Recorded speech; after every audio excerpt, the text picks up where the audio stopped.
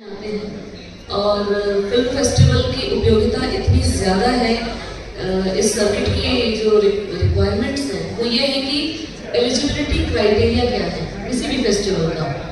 Film maker को पहली चीज़ ये नोटिस करनी चाहिए कि आप आज की डेट में जैसे फिल्म फ्रीवे है, वहाँ पर आपको सभी प्रकार के जो फेस्टिवल्स चल रहे हैं अक्रॉस ग्लोब वो आपको वहाँ पे दिखते हैं।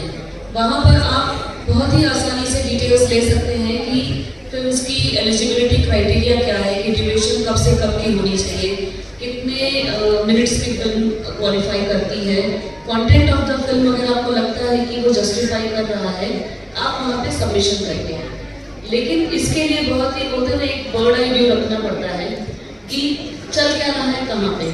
अभी जैसे आपके अगर ग्लोबल ताज की बात करें, इतना मैसिव फेस्टिवल आप कर रहे हैं, पिछले 5 सालों से कर रहे हैं और अच्छी बात यह है कि आप स्वावलंबी हैं, खुद ही किए जा रहे हैं, तो आपको हम जैसे सभी लोगों का बहुत सपोर्ट है इसमें। नाउ द थिंग इज कि अगर आपके फिल्म फेस्टिवल में कोई पार्टिसिपेट करना चाहता है तो पहली चीज़ ये है कि डीसीपी फॉर्मेट्स में फिल्म को देना है या MP4 या MOV फॉर्मेट में फिल्म को देना है। ये फिल्म प्रोग्रामर टीम से एक बार ही क्लैरिफाई करना बहुत ज़रूरी होता है ताकि एक सीमलेस स्क्रीनिंग का आनंद लिया जा सके। जो ऑडियंस आती है वो आपके स्केड्यूल को देख के आती है। अब अगर हमारे पास में कम्युनिकेशन बहुत अच्छा नहीं है फिल्म मेकर के साथ और फेस्टिवल के साथ, तो यहाँ पे ये प्रॉब्लम्स अगर करती हैं कि हमारे पास फॉर्मेट्स अच्छे से नहीं अवेलेबल हैं भी तो उसमें प्रीव्यू लिखा हुआ है, सर्टिफिकेशन है कि नहीं है, सर्टिफिकेशन नहीं है, फिल्म सेलेक्ट हो गई है तो हमें ministry of information and broadcasting से एग्जाम्शन लेना पड़ता है। उस एग्जाम्शन के लिए भी एक लंबा चौड़ा क्राइटेरिया होता है जो कि फेस्टिवल को बहुत ही कीमती काम करना पड़ता है। अगर उन्होंने कहीं एक जगह भी मिस आउट कर दिया तो या तो आपकी फिल्म ड्रॉप हो सकती है या फेस्टिवल को प्रॉब्लम फेस करनी पड़ सकती है। तो what I want to tell to the film makers, the budding film makers and all the renowned independent filmmakers who are actually trying to submit their films in different sort of sections, चाहे वो competitive section में जाना चाहते हो या cinema of the world में जाना चाहते हो, इस तरीके के पहले आप सेक्शंस देखें कि आपकी फिल्म आप कहाँ देखते हैं कि खड़ी होती है, कॉम्पिटिटिव मार्केट में खड़ी हो रही है या फिर सिर्फ आप सिनेमा ऑफ द वर्ल्ड में दिखाना चाहते हो या इंडियन पैनोरमा जैसी चीज़ों में दिखाना चाहते हो। सो एक फिल्म मेकर को वहीं पे जस्टिफाई करना होता है। नहीं जस्टिफाई कर पा रहे हैं तो आप मल्टीपल सेक्शंस में उसको सबमिट कर दीजिए, जो प्रीव्यू पैनल होते हैं वो उसको अपने आप सेग्रीगेट कर देंगे। बट द थिंग इज कि टाइम फ्रेम और एलिजिबिलिटी क्राइटेरिया ये दो चीज़ें बहुत इंपॉर्टेंट है और जैसे ही आपको पता चले कि फिल्म सिलेक्ट हो रही है तो आप तुरंत ही इस्टेब्लिश करें अपना कॉन्टैक्ट टू द प्रोग्रामर और द फेस्टिवल डायरेक्टर कि अब आगे का नेक्स्ट स्टेप क्या है। तो अभी इनिशियली पहले फेस्टिवल को एक्सप्लोर करिए खुद जाके। जब आप खुद जाके उसे एक्सप्लोर करेंगे वो फीलिंग आप लेके आएंगे कि सिनेमा बन क्या रहा है, चल क्या रहा है। फेस्टिवल मुझे लगता है कि आगे के 2 साल 3 साल की बात कहते हैं कुछ फेस्टिवल, जहाँ इस तरीके की जिसमें अभी मैं पैरेलल सिनेमा पे आने वाला हूँ तो वो उस सिनेमा की बात करते हैं जो अभी है ही नहीं, एग्जिस्ट नहीं करता, उसको दिखाने की बात करती है कुछ फिल्में।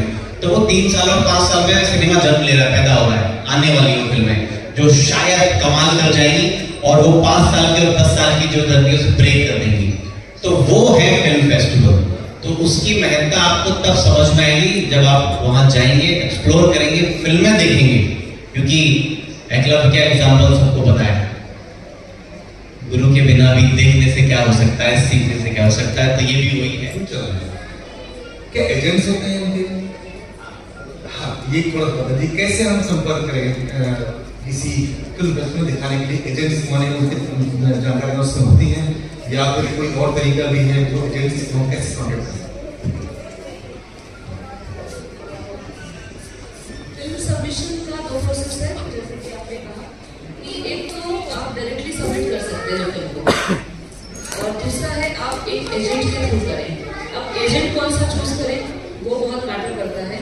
तो जो भी रिनाउंड फेस्टिवल्स है, चाहे वो बर्लिन है, दिल्ली है, टोरंटो है, जिसको बोलते हैं वैंकूवर है, कार्बोनीवरी है, जहाँ पर भी आप देखेंगे ना कि एक कल्ट फिल्म जिन्होंने बहुत अच्छा काम किया है उन फिल्म के फिल्म एजेंट्स की लिस्ट वहाँ पे अवेलेबल होती है।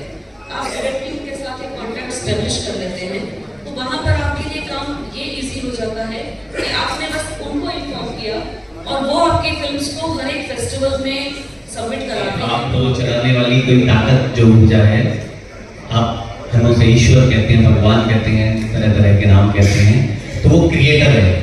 उस क्रिएटर के बाद अगर कोई क्रिएटर इस पूरी पृथ्वी पर ब्रह्मांड में, तो वो सिर्फ फिल्म ही करे। जो वो आप सोचता है बनाता है, उसको बोलता है, उसको जन्म देता है, तो उसके बाद दूसरा क्रिएटर फिल्म नहीं करेगा, क्योंकि सारी विधाएं, सारा कुछ उसमें समाया हुआ है, तो वो उसको निकालता है। तो मुझे याद आ गया, मैंने नोट कर दिया। अब और ये ओटीटी के टाइम पर आ गए, तो हम उसे कैसे देखते हैं, ओटीटी का इम्पैक्ट जो है? जी 20 साल बॉम्बे रहा, अभी फिर शहर में पर्सनली ये जो शब्द आया पैरेलल सिनेमा, पैरेलल माने समानांतर, अभी कमर्शियल सिनेमा और पैरेलल सिनेमा की आर्ट फिल्म्स को कैसे किस तरह से ये इनका जन्म हुआ? कमर्शियल सिनेमा में पैसा नहीं होगा, नाम से मन भर रहा होगा। अब डार्क सिनेमा क्यों हुआ? क्योंकि लाइट्स नहीं है, लाइट्स एक्सपेंसिव होती है, साधन संसाधन नहीं है, तो फिल्म मेकर वैसे ही काम करते हैं। लेकिन कहानी है, कहानी। अब कहानी है और आपको फिल्म बनानी है। जिससे हमने वास्तव देखी, आपकी पहली फिल्म थी, उसमें कम रिसोर्सेज थे, खुद उन्होंने कहा जो हमारे फिल्म मेकर्स थे, तो आप उसमें एक पॉइंट थोड़ा सा लूज कर रहा था, वो था बॉडी। हम कहते भी हमने डायरेक्टर ने कहा कि इसका बात समझ में नहीं है।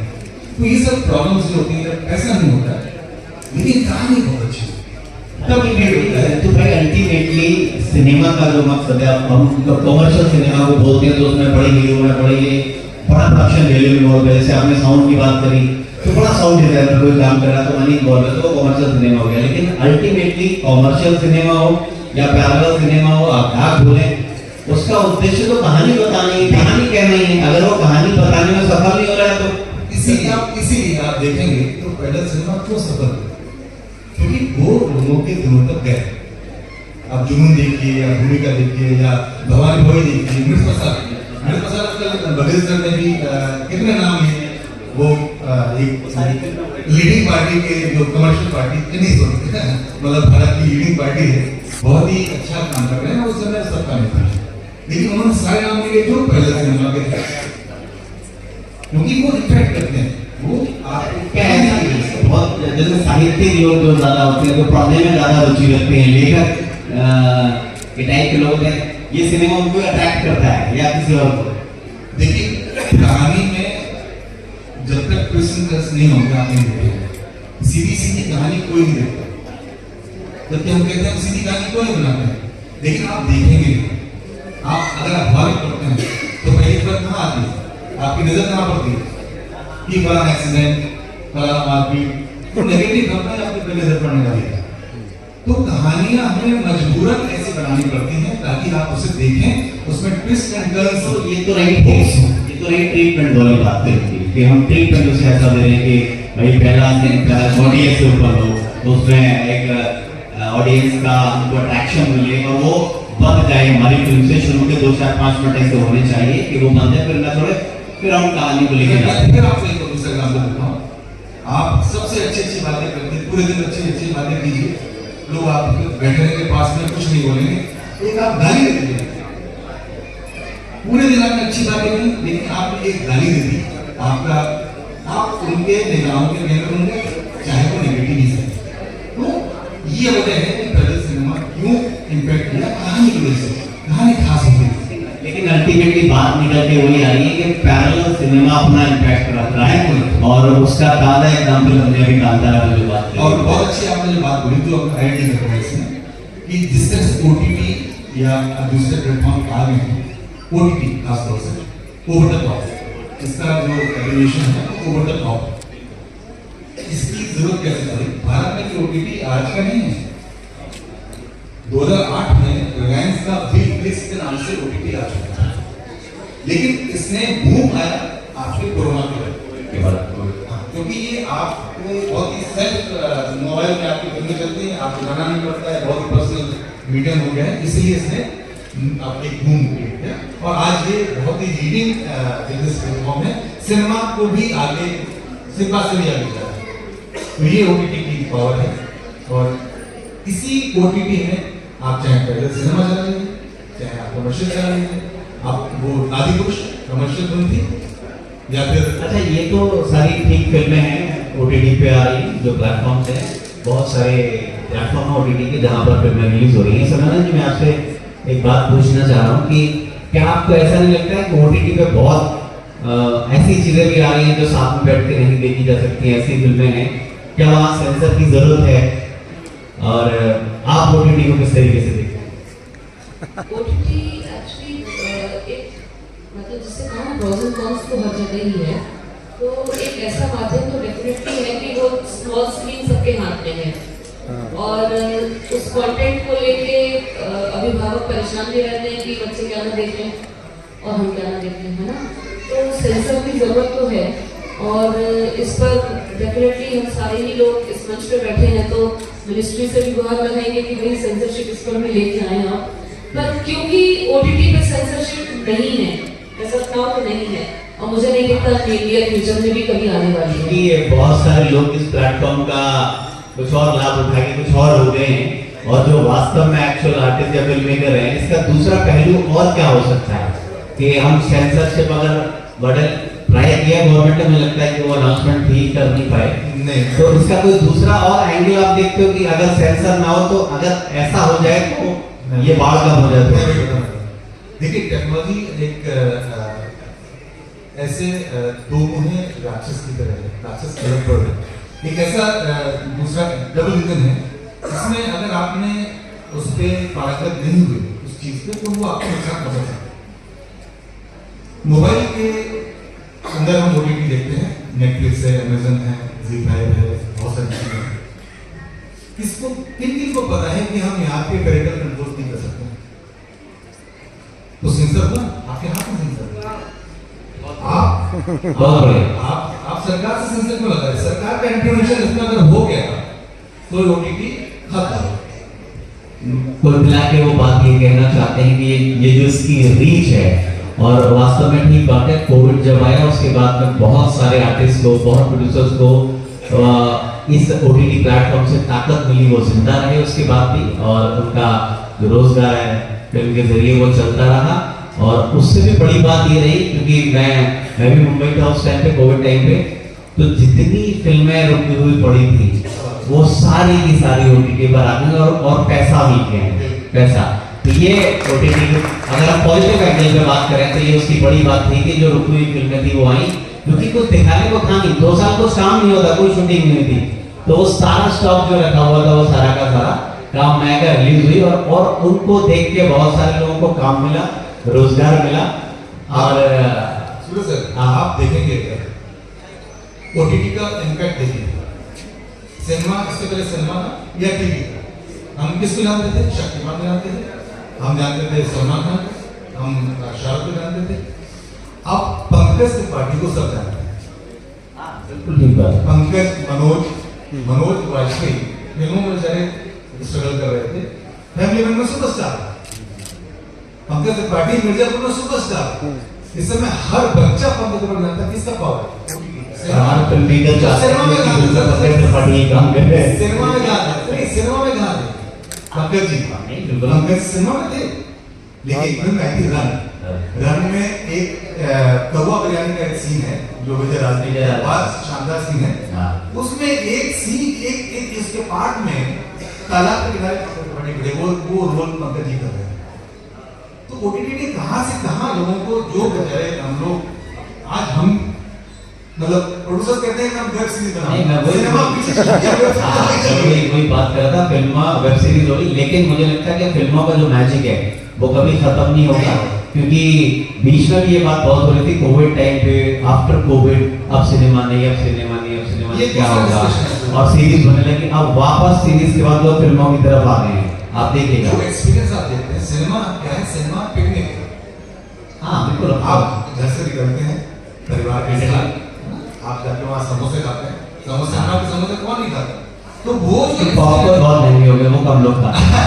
वो आपको ये ओटीटी नहीं देता है, इसलिए सब रहेगा कुछ भी नहीं जाएगा। जब रेडियो जब टीवी आएगा जैसे रेडियो खत्म हो जाएगा, रेडियो आएगा। कहानी कहने के तरीके हैं वो हमेशा जिंदा रहेंगे जब तक ये कायनात है, जब तक हम और आप लोग हैं। कहानी किसी न किसी तरीके से कहने का अंदाज बदल सकते हैं, तरीके बदल सकते हैं, लेकिन कहानी रहेगी। अब मैं ओपन करता हूँ इसको लास्ट 5 मिनट। फेस्टिवल्स और ओटीटी को लेकर है। देखिए ये बात तो सही है कि लोगों को एक्सप्लोर करना पड़ेगा फेस्टिवल्स के लिए, और ग्लोबल का मेरा खुद का थर्ड में तीसरी बार यहाँ आ रहा हूँ। और लेकिन जितने भी फिल्म मेकर्स आ रहे हैं उनके जहन में एक क्वेश्चन उठता है, क्योंकि फिल्म मेकिंग एक कॉस्टली आर्ट है, कि क्या मैं अपनी या फिल्म दिखाऊं, मुझे तारीफें मिले, मुझे एप्रिसिएशन मिले, लेकिन क्या मैं अपनी फिल्म कमर्शियली बेच सकता हूं कि नहीं, क्या मुझे डिस्ट्रीब्यूटर मिलेगा कि नहीं, ये क्वेश्चन एक हर एक फिल्म मेकर के इसमें रहता है। आपका नाम क्या है? एमजी सचिन। सचिन जी, फिल्म के लिए डिस्ट्रीब्यूटर बहुत आसानी से मिल सकते हैं। आज के टाइम पे जिस तरीके से एक वर्चुअल मार्केट क्रिएट हो चुकी है, एक रियलिस्टिक मार्केट भी चलती है। फॉर एग्जाम्पल मैं बताती हूँ कि ईपी में एक फिल्म मार्केट होती है जहाँ पर कि आप जाएं और वहाँ पर आपको डिस्ट्रीब्यूटर्स भी मिलते हैं। फॉर एग्जाम्पल आप फिल्म मेकर है, राइटर है, या आप किसी भी कैपेसिटी में वहाँ जाते हैं, तो उसको पूरा करने वाला आपको वहाँ फिल्म एक्टिंग करते हो, कोई ना कोई सीनियर आपके साथ में होना चाहिए जो आपको समझाए। वो 40 साल आपको अपने तपस्या के दे रहा है। आप सोचिए, अगर आप 20 साल की उम्र में हैं तो 40 साल आपको मिल रहा है, 60 साल कितने साल आगे चलेंगे। तो कोई नहीं बनाना, कोई किसी का बैग उठाना नहीं चाहता। आप सोचिए, कोई बिना पढ़ाई करके, पहले की इंडस्ट्री चलती थी, बिना पढ़ाई करके जो 10 साल 15 साल 5 साल किसी का असिस्टेंट बन के काम करता था, वो फिल्म मेकर होके ही निकलता था पूरा। इसके तमाम उदाहरण हैं, वो राइटर होके ही निकलता था। लेकिन आज कोई नहीं चाहता ये बात, कोई किसी को समझना ही नहीं चाहता। इवन फैमिलीज में भी ये सारी चीजें हैं, वो डिटेलिंग की बात हो जाएगी। लेकिन मोटे मोटे तौर पर बात यही है कि आप जिस भी फील्ड में हैं, जरूर किसी सीनियर को साथ रखिए, उससे कुछ सीखिए। वो सिखाना चाहता है आपको, आप सीखिए, फिर देखिए आपके लेखन में, आपकी राइटिंग में, आपकी फिल्म मेकिंग में और आपकी कहानी में कितना मजा आएगा, आपको खुद मजा आने लगेगा। फिल्म की कहानी लिखने का अलग है, किताब लिखने का, कविता लिखने का वो तरीका अलग है। तो साहित्यकारों में वास्तव में बहुत इतनी उनकी जर्नी है। अगर वो किसी के साथ में वो तरीका सीख लें कि फिल्म कैसे लिखी जाती है, उसके साथ डिविजन्स क्या हैं, कि भैया पहले वन लाइन है, उस थॉट को एलोबरेट करना है, जब वो एलोबरेट हो जाए तो उसे सीन में तोड़ना है, जब वो सीन टूट जाए तो उसके बाद डायलॉग लिखना है, जब वो डायलॉग लिख जाए तो ट्रीटमेंट देना है, जब वो ट्रीटमेंट हो जाए तब शूटिंग के हिसाब से स्क्रिप्ट को तैयार करना है। खाली ये नहीं कि राम जी आए थे बस उन्होंने धनुष तोड़ा और राम जी ने काइंड ऑफ दैट, तो वो एक अलग बात हो गई। और फिल्म की डिवीजन मतलब इन तरीकों से लिखना। तो अगर साहित्यकार उस फॉर्मेट को समझ के काम करें तो शायद वो निराश नहीं होंगे। बहुत अच्छा प्रश्न था, क्योंकि मुझसे भी बहुत लोग कहते हैं कि मैंने वो लिख दिया है, प्लीज आप उसको करें। देखिए, एक लेखक और फिल्म लेखक जब क्या बोलते हैं, जैसे भैया ने बोला, फिल्म लिखना एक अपने आप में अलग आर्ट है, कहानी लिखना अपने आप में एक अलग आर्ट है। कहानी किताब के लिए या फिल्म के लिए ये अपने आप में अलग अलग आर्ट है। तो फिल्म स्क्रिप्ट में भी एक पार्ट होता है कहानी का, तो वो खास कहानी, जैसे हमने यहाँ पे विद्या जी बैठी हैं, हमारे प्रवासी जी के सुनते नहीं थे, उन्होंने उदय प्रकाश की कहानी में फिल्म बनाई है मोहब्बत। एक आदमी अपनी आइडेंटिटी खो बैठता है, उसको मृत घोषित कर दिया जाता है, वो उसे जिंदा करता है अपने आप में। तो कहानी उदय प्रकाश की, उदय प्रकाश का मैटर नहीं है, लेकिन स्क्रीन पे उदय प्रकाश जी ने लिखा उसका, वो जिद पकड़ के ये मैं करूँगा। तो फिल्म का हर्ष बहुत अच्छा नहीं हुआ कमर्शियल, बट फिल्म बहुत अच्छी है। तो पॉइंट ये है कि हर विधा का अपना एक मास्टर है, अगर आप उसमें मास्टर कर लेते हैं तो डेफिनेटली आपकी फिल्म में कोई ले लेगा, कोई प्रोड्यूसर ले लेगा, क्योंकि उसका भी पैसा इन्वॉल्व होता है। तो ये फर्क है। आप जाके वहां पर रिलीज का बेस्ट तरीका ये है, मैं बता देता हूँ, अगर अच्छी कहानी आपके पास है तो आप बॉम्बे जाइए या आपके शहर में कोई प्रोड्यूसर उसके पास जाइए, उसको सुनाइए। अगर उसका पोटेंशियल देखने का हो तो डेफिनेटली लेगा। तो रीच करना आपको जाना आपको उसके पास तक, उस बंदे तक जिसको फिल्म बनानी है, तो वो ढूंढना। तो प्रोडक्शन हाउस में जाइए, वहां लोगों को सुनाइए, यही एक और अंतिम रास्ता यही है। या फिर कोई कॉन्टेस्ट हो रहे हो, जैसे पॉकेट फिल्म्स कराती है, कॉन्टेस्ट कराती है, वहां पे डालिए, है ना। उसके आपकी कहानी रजिस्टर होनी चाहिए कहीं ना कहीं, जरूरी नहीं कि आप एसोसिएशन में, एसोसिएशन तो अपनी आप ओपन सोसाइटी है, आप आईपी में कर सकते हैं, आप वकील थ्रू कर सकते हैं, अच्छा तो कॉपरेट्स हो सकते हैं आपके। तो ये तरीके हैं, आपको मिलना पड़ेगा प्रोड्यूसर से, क्योंकि वो उनका बिजनेस है। बिजनेस में अगर आप फिट बैठते हैं डेफिनेटली मिल जाएगी सर। बहुत बढ़िया। एक आखिरी सवाल